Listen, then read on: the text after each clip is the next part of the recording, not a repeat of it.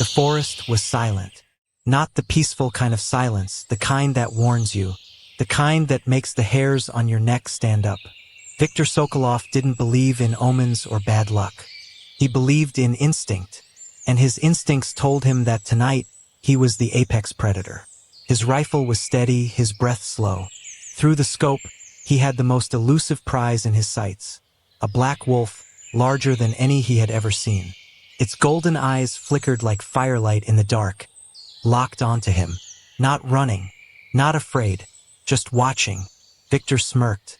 Big mistake, beast. Removed his head warmer, his finger tightened on the trigger. Crack. The rifle's echo tore through the trees.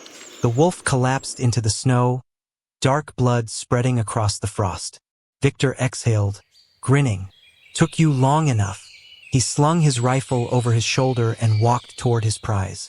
The body lay still, its thick black fur rippling slightly in the wind. But as he stood over it, his victory turned to unease. The wolf's golden eyes were still open, still staring, still alive. Then it did something no dying animal should do. It smiled. A deep, guttural howl erupted through the trees. Then another, and another. Viktor froze. The shadows around him began to move.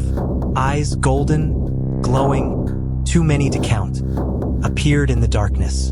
The pack had been watching, and they had just decided the hunt was only beginning. Viktor turned and ran. His boots tore through the snow, his breath coming in ragged bursts. Behind him, he could hear them, low growls, bodies moving fast, closing in. He wasn't hunting anymore. He was prey. No, no.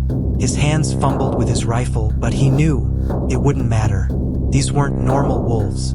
Something about them was wrong. They weren't chasing to kill. They were chasing to break him down, to make him feel it. Through the trees, a cabin appeared, his old hunting shelter. Safety. He threw himself inside, slammed the door shut, and bolted it.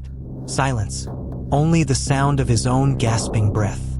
Then, a slow, deliberate scratching at the door. Long, hooked claws dragging across the wood. Then another, and another. They were all around him. Viktor gripped his rifle, sweat trickling down his face despite the freezing cold. Not like this. And then a creak from above. The rafters groaned. Something was on the roof. Something heavy. And then, the window shattered. Glass sprayed across the room, the freezing wind rushing in. Viktor spun, firing blindly. His ears rang from the gunfire, but nothing was there. Then, the door creaked open, slowly, deliberately, and there it was. Standing in the doorway, framed by moonlight, was the black wolf. Only now, its golden eyes weren't just glowing. They were burning. He stepped forward, and for the first time in his life, Viktor Sokolov felt true fear. "Stay back!" he shouted, lifting his rifle. But the wolf didn't stop. It didn't even blink. Then, it spoke. Not in words, not in sound, in his head. "Run!" Viktor felt something break inside of him. And then the wolf lunged. The world went black. Days later, when the search party arrived, they found the cabin door wide open.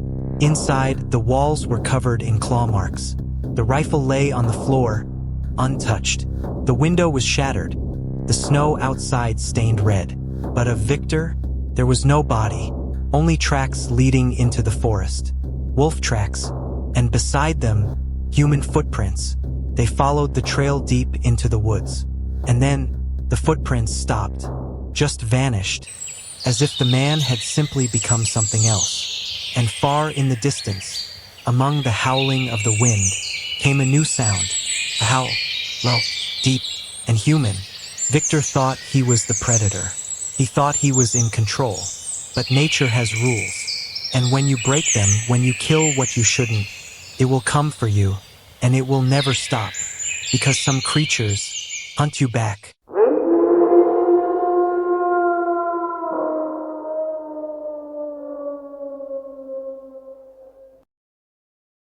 Click on the subscribe, like, and share button for more videos. Thanks for watching.